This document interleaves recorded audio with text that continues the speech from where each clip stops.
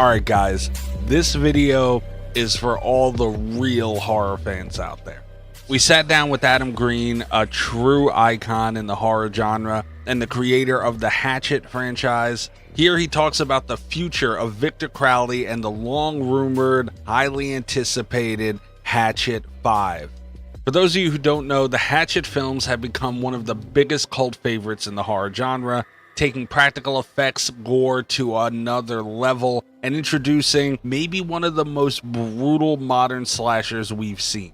Victor Crowley is right up there with the greats, and Adam Green's work helped kickstart the horror genre at a time where things felt very stale. There have been whispers about Hatchet 5 for years, but in this clip, Adam goes deeper than he ever has before about what's really going on with the next chapter in the franchise. But before we get to it, don't forget to slash those like and subscribe buttons. It really helps support the channel. And remember that episodes from the Slasher Radio podcast are now being uploaded directly to YouTube. This is where we talk all about horror movies, and you can get the first grabs on all of our interviews.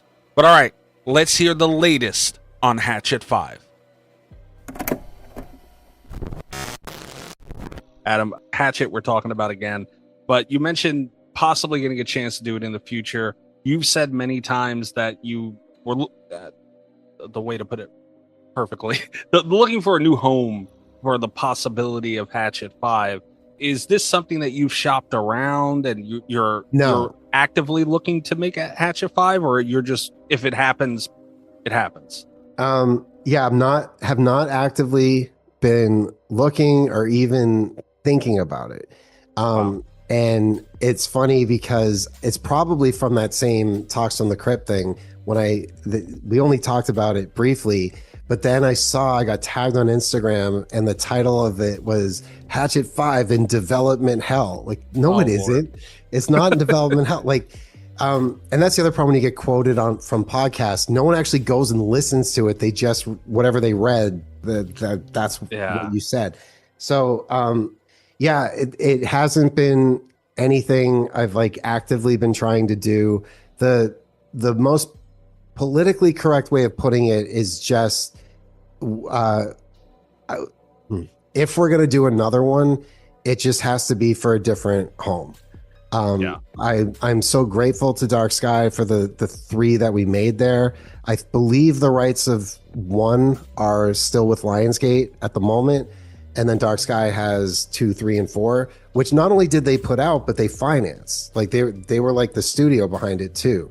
And I have so many friends that work there and stuff. But if we're gonna do it, if the original team that's done all of them is gonna do it, it's gonna have to be somewhere else at this point. Which that's really all I can say about it. But it's just, I think when you're like 25, 30 years old, and you're just so hungry and desperate for a chance, you don't really care about anything else. You just want to make the thing. And that's always been the case with the Hatchet movies. Like, they're not big budget movies. No one's doing it for a payday.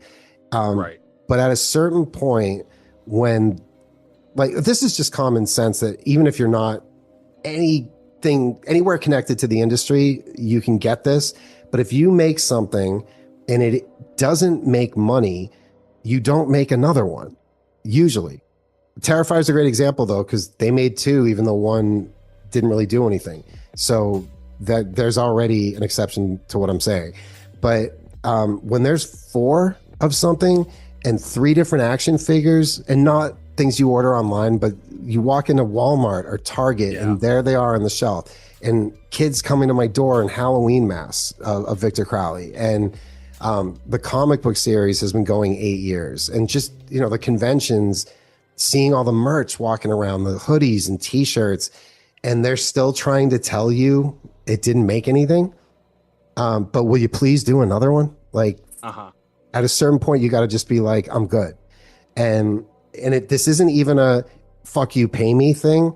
It's just treat us better and give us the resources we need. Which is not a lot. It's not like I'm like, oh, if we do another one, it's got to be this big budget thing. No, just like something. But doing that last one for $400,000 in 11 days nearly killed me. It wasn't fun.